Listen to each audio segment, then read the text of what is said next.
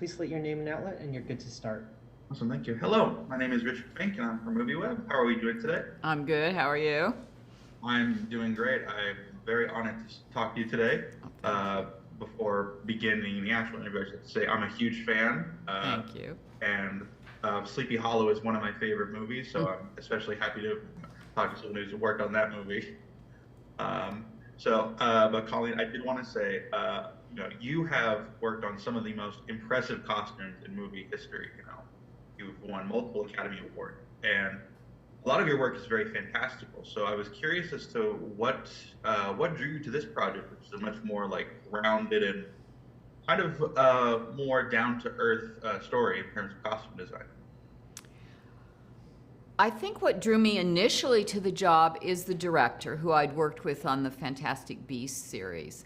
So I knew David Yates from previous jobs and had a good working relationship with him. And he's who told me about the script, and he was very excited about it. And when I read it, I thought it was a great story, a story worth telling, and, in today's world, a really important subject.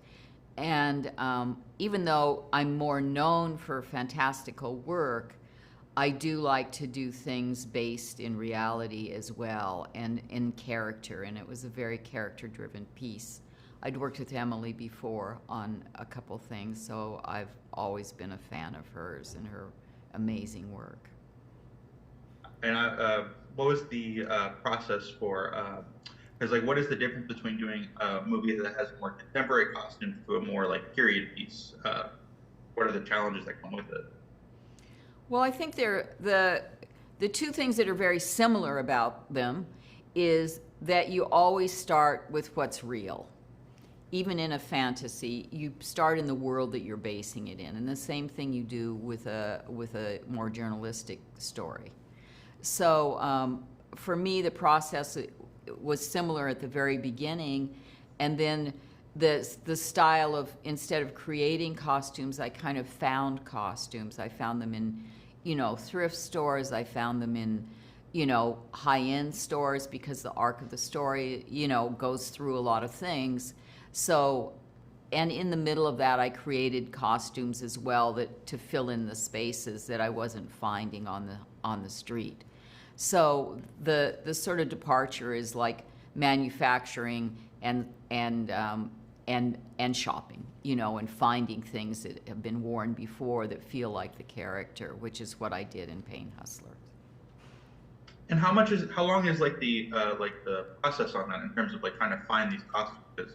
In terms of when you get to begin, first get hired to production, how much time do you have to get all that gathered together?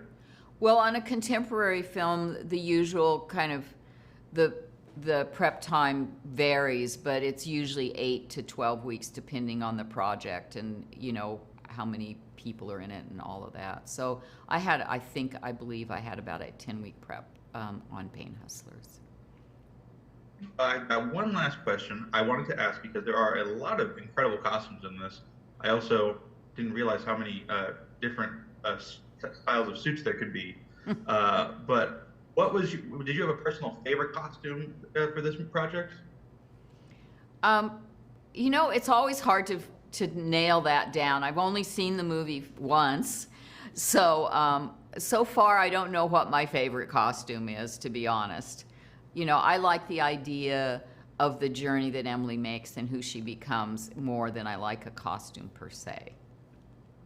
All right. Well, Colleen, thank you so much for taking the time to sit down with us today. The movie is so much fun to watch, and again, huge fan of your work. So thank you for taking the time. Thank you.